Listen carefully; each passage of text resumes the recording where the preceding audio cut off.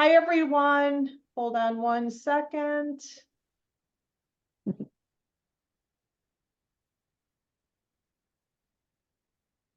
Hi, guys. Chef Lene here. How's it going? Happy Friday. Welcome to week 3, raw vegan, right? That's kind of what our topic is for the week.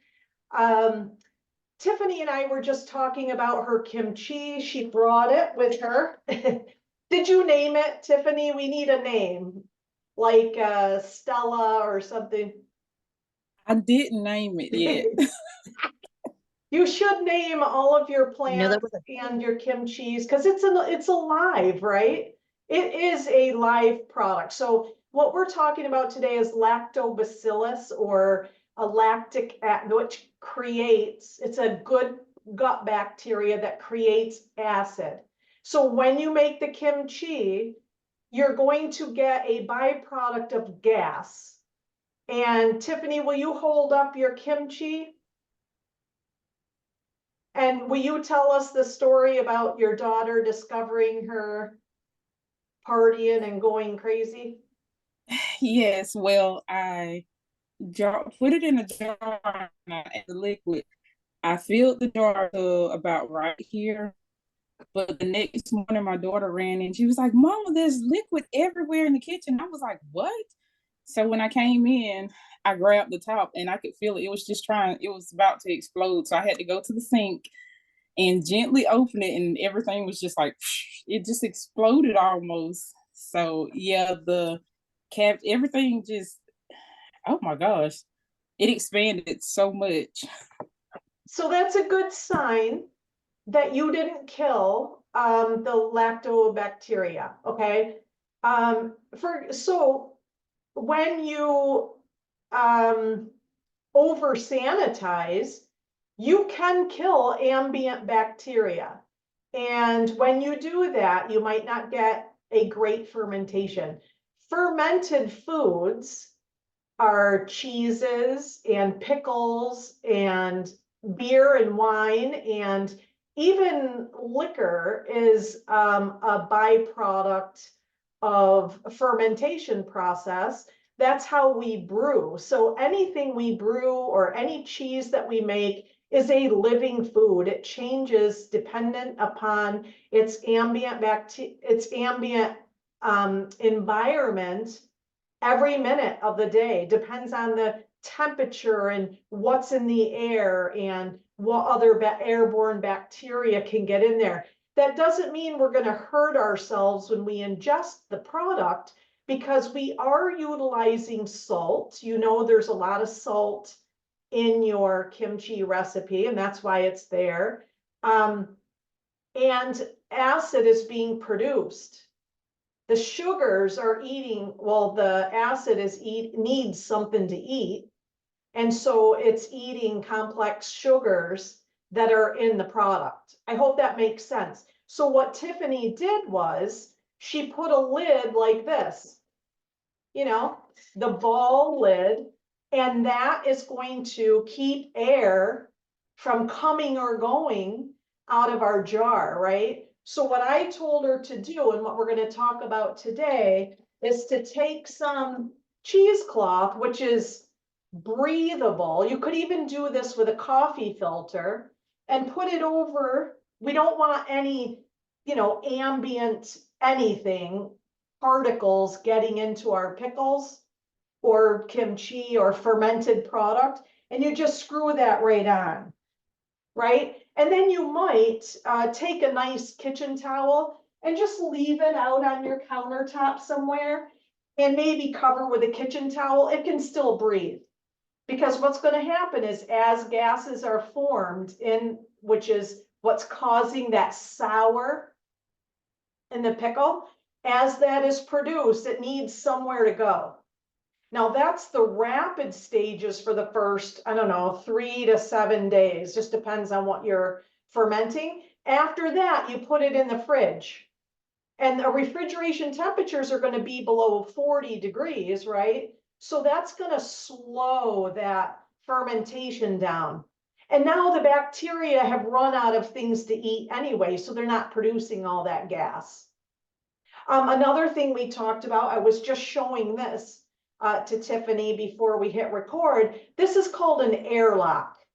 And I use it in I have a brewing room and I brew beer and I keg it. I teach people how to do that. So what I do is, like, we could cut a hole out of our bowl lid with a drill and a drill bit, and big enough for that stopper to go down. The stopper is more narrow at the bottom and wider at the top. Now, when gases escape, they're going to go up through some vinegar, because I'm going to fill this airlock with vinegar or vodka.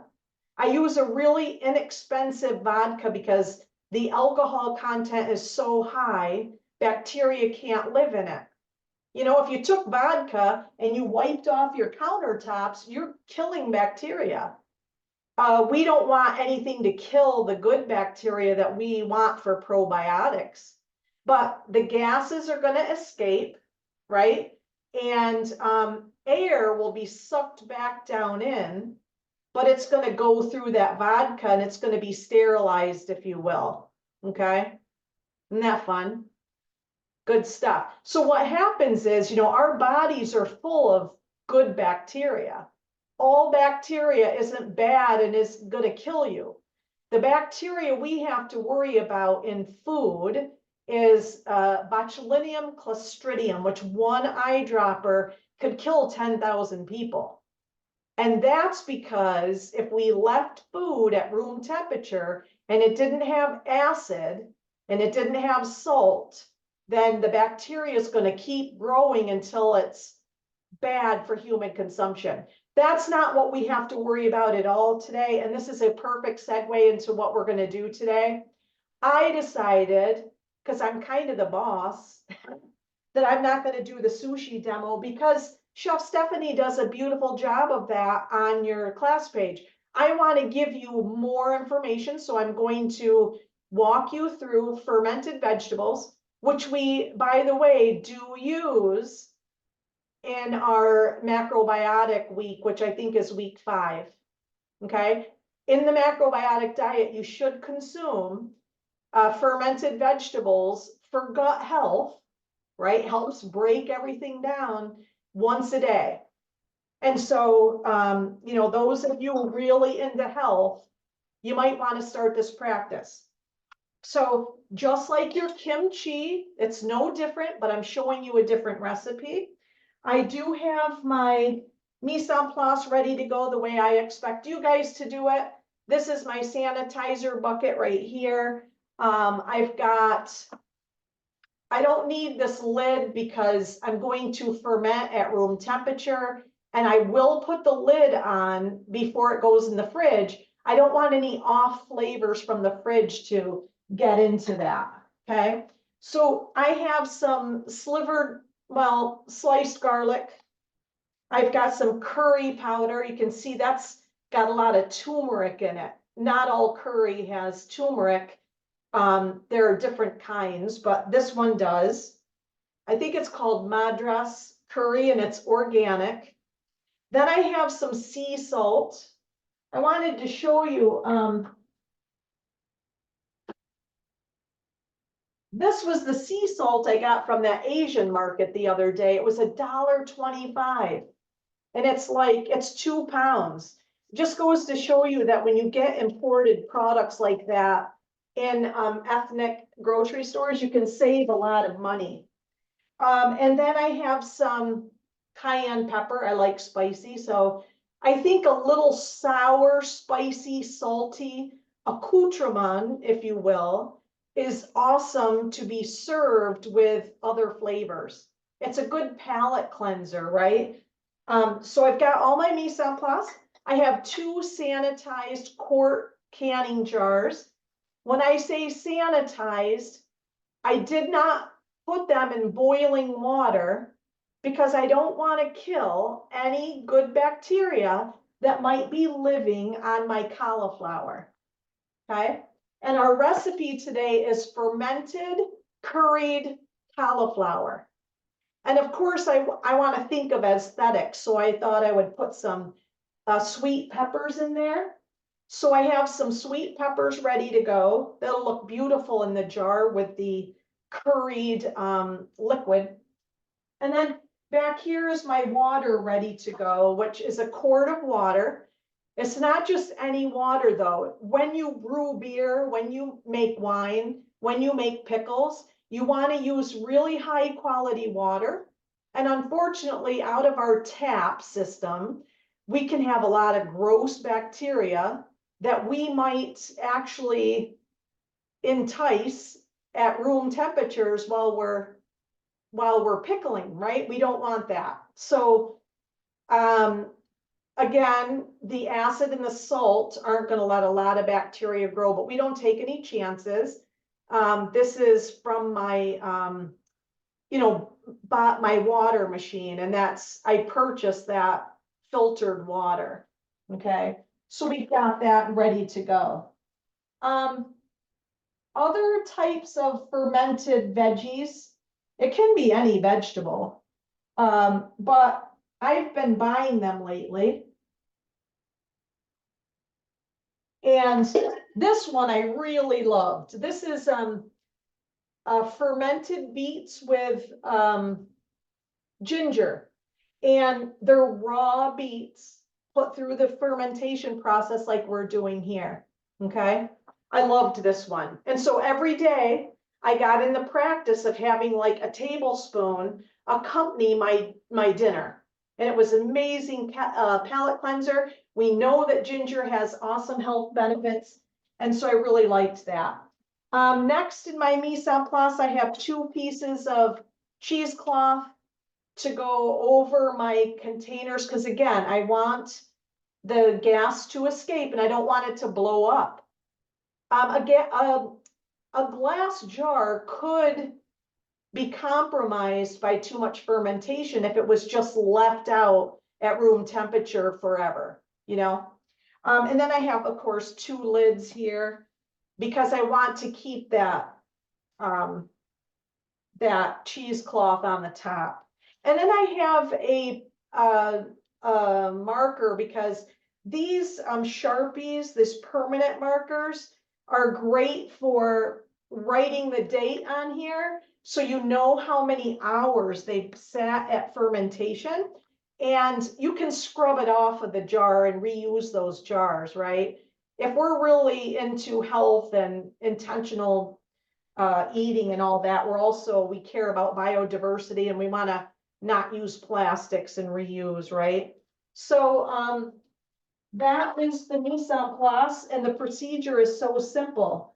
And I will show you as we have lecture how this, how they change over time.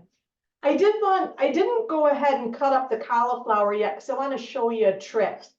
One thing I don't like about cutting cauliflower, I love cauliflower, but when you cut through it, right, on the florets, there are little teeny like balls, and it gets everywhere in your kitchen. I never cut through my cauliflower this way. I take the plastic off and I turn it over and I cut through the stem. And I take, sections off. And then I turn it upside down and I cut them even smaller. I'll cut in, in that root end. And so I have beautiful florets that aren't like, they're not all over everything. So I always start in the bowl like that. You guys will be doing a cauliflower rice at some point. So make sure to remember this is the best way to do it. And then the heart, I call it, of the cauliflower is delicious. I never throw that away. I dice it up and I put it in a stir fry or something. It's so good. You might have to sometimes take a peeler to the very outside like you would broccoli because there's a lot of fiber in there, but it's good for our system. So it's a win-win.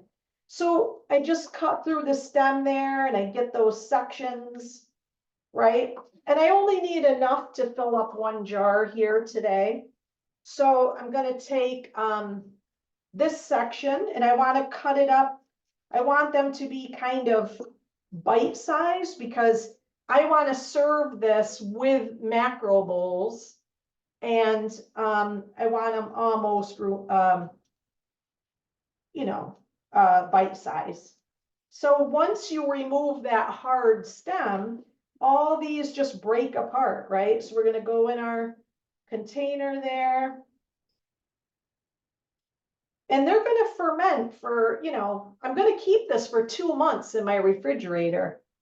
So I'm going to kind of layer it up. I'm going to put in some cauliflower. I've got my slivered garlic. I'm going to go in with that. And I'm just layering things. I'm going to go in with my tri-colored sweet peppers. Now I have enough mise en place here to do 2 quarts, but I'll finish the other quart when you guys, we only have half an hour for these study halls. And I have something else to show you today. Then with our water, we want to make sure to put the salt in and dissolve that salt. Now, when you ferment vegetables, there should be a 2% ratio of veggies to salt. And this was already formulated. So what you would do is weigh your vegetables and find 2% of that weight. And that's how much salt you should have. If you're one way or the other, it's not really going to matter. But again, that's another safeguard, okay? So I want the salt to dissolve. That should only take a minute. And then I'm going to sprinkle in my curry powder. And this again, what I missed out is for 2 quarts. So I don't want to use way too much. And I thought to myself, curry powder and other spices have to be bloomed, right? Isn't that what I taught you? But that's if you're eating the product within 30 minutes, right? Or whatever. That doesn't mean we have to bloom this, because I'm confident that during that fermentation, once acid is developed, that's going to bloom all those hard spices. I'm not going to eat this for at least a week. So I know the components of that curry powder are going to be broken down. Not a problem. This is a little cayenne pepper. I'm not going to use all of it. And now I'm just going to keep layering my veggies. And again, like Tiffany showed us, I don't want to go too far above the shoulder, I call it a shoulder, of the jar. And that's because everything's going to expand in there and you're going to see gas bubbles.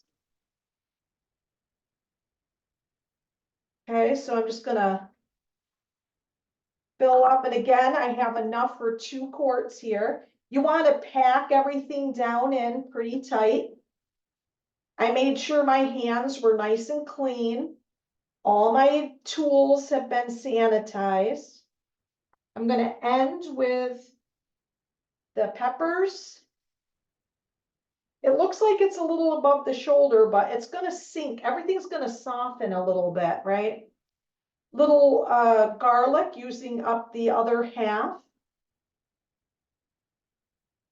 Easy peasy.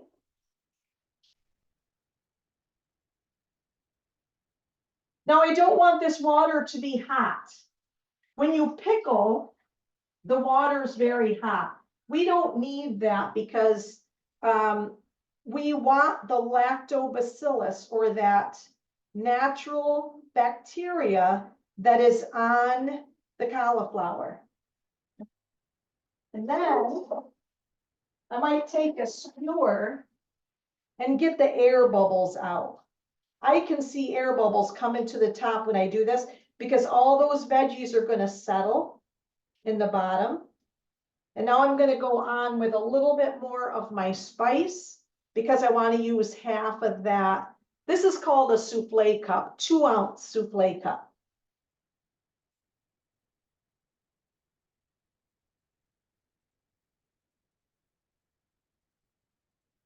And I'm running that skewer down to just get air bubbles out.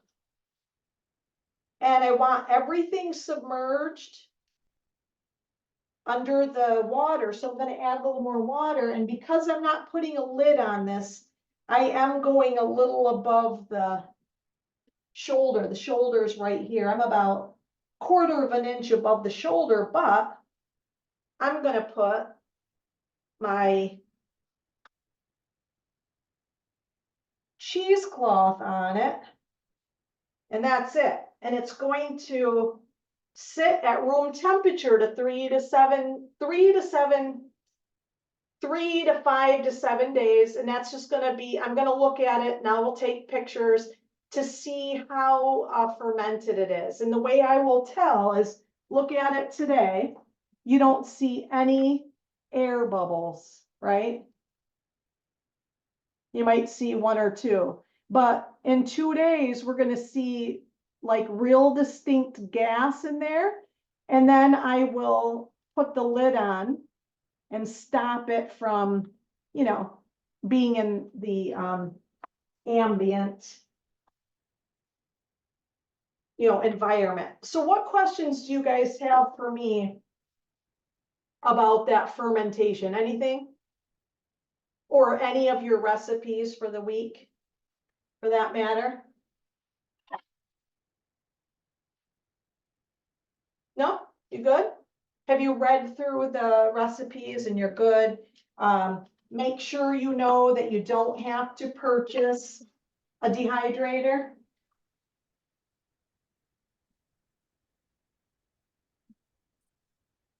Yes, I'm waiting for Amazon to deliver some items. So, but it's raining really bad today, so I don't know if they'll make it or not. Who did you order from? A local grocery store?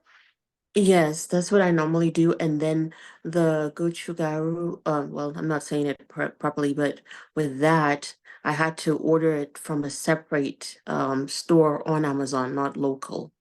Oh, But got they, you.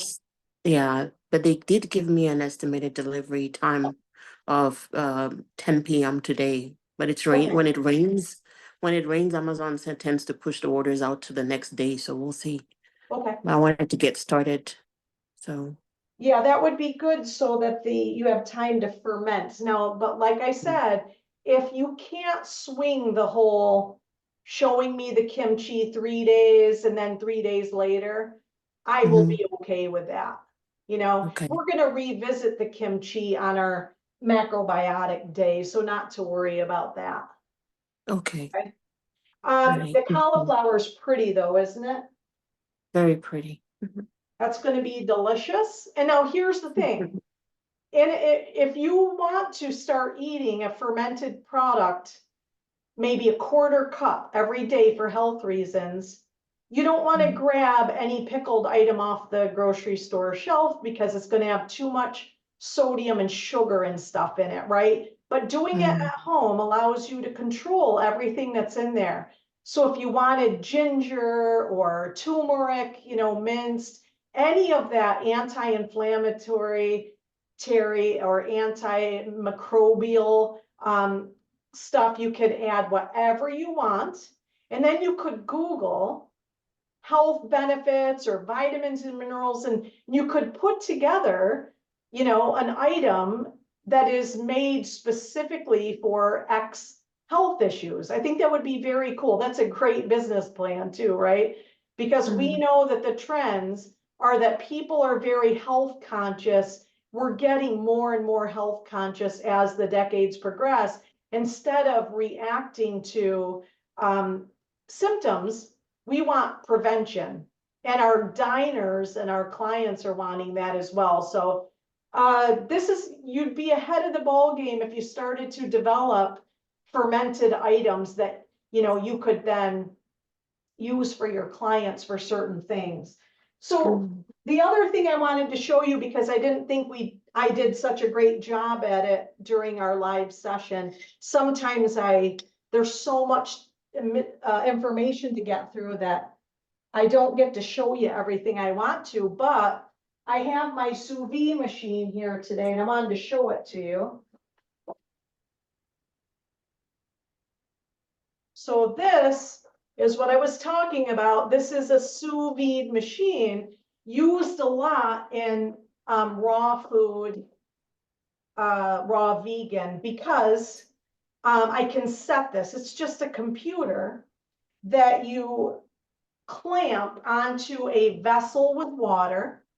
And when I program this, just like an alarm clock, I program it, say we want to marinate some cauliflower, we want all the, flavor profile to marry, and, we want to serve that on like a Buddha bowl or a macrobiotic bowl. We would take our vegetables and we'd put them in a plastic bag and then use a sous vide machine or suck the air out. I'm sure you guys know what they are. They've been made for home use, right? And they're just to, I guess, suck the oxygen out of product to preserve it longer. Well, here we suck the product out of it to force the flavors into the cell wall of the food product. And we would put it in this bath and we would set this some temperature below 118. And the idea is then we are not, dissipating vitamins or minerals. Okay. This particular one right here is not, I think this thing is about $600 these days. And it is a professional grade, but if this makes any sense, it's a professional grade for home use. In other words, you couldn't use a $600 sous vide machine every day, day after day in the industry. It probably wouldn't hold up. But if you're using it once or twice a week, this machine is fine. They do say to put distilled water in here instead of tap water, because tap water has a lot of heavy metals in it and it will gum up the sous vide machine, because in the bottom it has a temperature coil, and obviously this has to have a temperature regulator in it.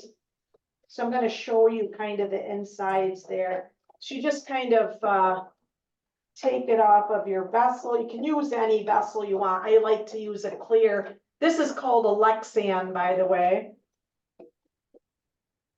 But you can see in the bottom, the coils there. You will get calcium buildup and so on, and it'll mess up the computer of your sous vide. This one is called Polyscience. That's the name of this.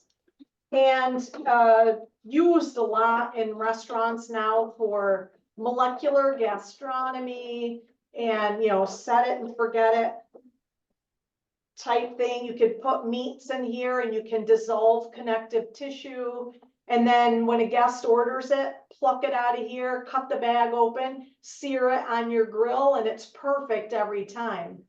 It takes human error out of, I'm sure along the way somewhere you guys were taught, well, we were always taught in culinary school, temperatures that you coagulate an egg. This is just an example. Or even Just Egg, that product that is a plant-based egg substitute. You could put that in a bag and set this specifically for that temperature, and it's going to be perfect, the coagulation temperature. I'll also show you the box that it comes in, so you can get an idea of the brand that it is. Sous vide professional grade Polyscience down there in the corner. Okay, so really kind of cool tool that if you were planning on opening a business and you were cooking for clients raw food, right, raw vegan, this would be one tool that would be very beneficial, because you can inject flavor into the vegetables. You can even soften them to a degree. You're not going to cook them, but without cooking a vegetable, you are maintaining the fiber. So today we talked about two amazing scenarios that are excellent for health. because every organ in our body, our brains, our liver, kidneys, everything is dependent upon our digestion. And I don't know if you have ever run across a family member or you yourself who have, and it's not a great topic to talk about, but constipation is completely bad for a person because waste material that needs to leave is trapped for whatever reason, whether it's,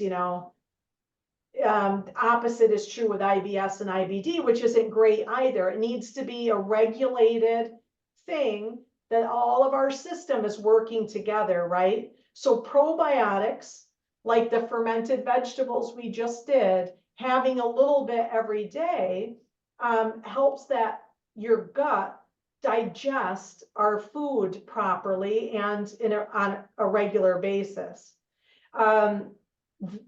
Yogurt is a good thing to ingest, but the problem with yogurt is 90% of them on the market, eating it is equivalent to eating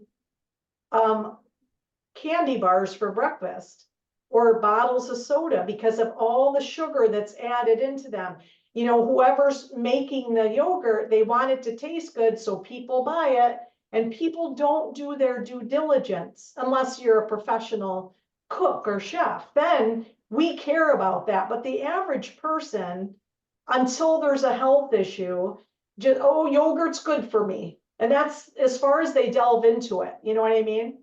The miso paste is another one with great probiotic bacteria. Now, all of this said, you don't want to overdo it either, with anything, whether it's, I helped a gentleman in a wheelchair in the grocery store today looking for zinc, and he couldn't find it and he couldn't reach it.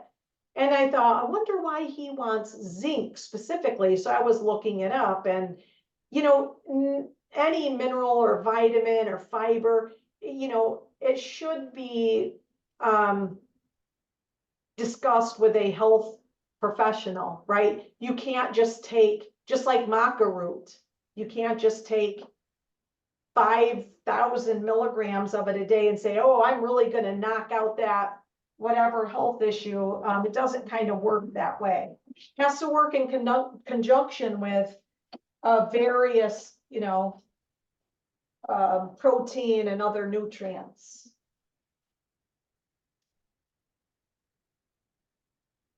Hey guys, any questions? I hope that you feel walking away from this today that you got a little bit more. And feel free to text me. I don't work on weekends, but I will be here today for another like 4 hours. I can answer any questions that you have. But before we leave, any questions or comments about raw vegan or your production for today? You good? For now, yes. Oh, real quick, also for the miso soup, we've already done that, but the broth of life, I put it in the fridge and forgot to put it in the freezer. When we keep it in the fridge, that could last what, 3-5 days or? No, that can last a lot longer. So my Okay, answer, because you're at home, is yes. going to be different than I would answer it in a professional kitchen. The health Ah, department says 7 days yes. and no So my, mas, right? But yes, see.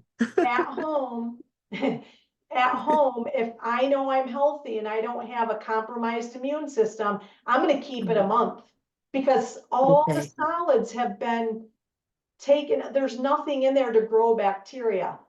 40 Mm, degrees and below, and mm-hmm, no bacteria is good. But if you had that broth of life on your countertop for 6 mm, hours mm, in the temperature danger zone at 70 degrees or 70 to 125, and then you mm-hmm, put it in the fridge, it could be dangerous because you could have grown bacteria in like a petri dish. You know what I mean? It's a very mm. good,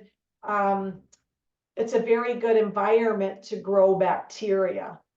That's why you Okay, want to yes. always ice it down, because we're only allowed 4 hours in the temperature danger zone for any product. And that Okay. means, like this cauliflower, I brought it out before the demo. I took it out of its plastic wrap. I've been playing with it. I'm talking. It probably has 2 hours worth of room temperature right now, right?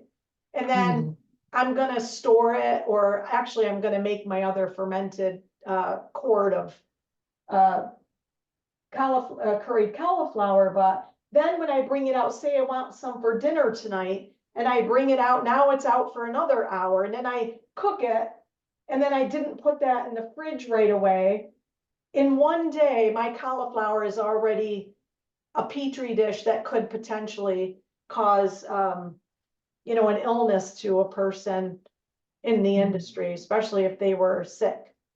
Many of us, okay. though, our bodies do become immune. We don't want to Yes. overkill all bacteria, because some bacteria is important to us, Yes. No, I appreciate that. I have lupus. Well, the class knows. We've all been in the same class previously, so they all know too. So I don't mind talking about it. I have lupus, so I try to be mindful. I'm also plant-based, so there's some things that I, question and so forth. I'm like, well, I just wanted to be sure.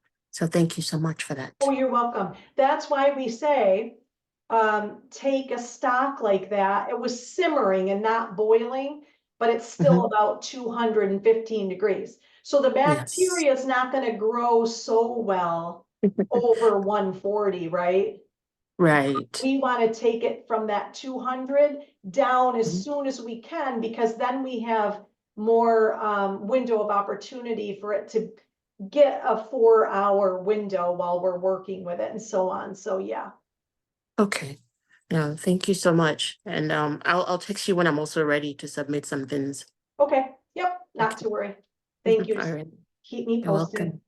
Well, Of it was course. nice to spend this 30 minutes with you guys. I love this class. You guys are have great energy, you bring great energy to it. Oh, You like to be healthy, you want to learn as much as you can.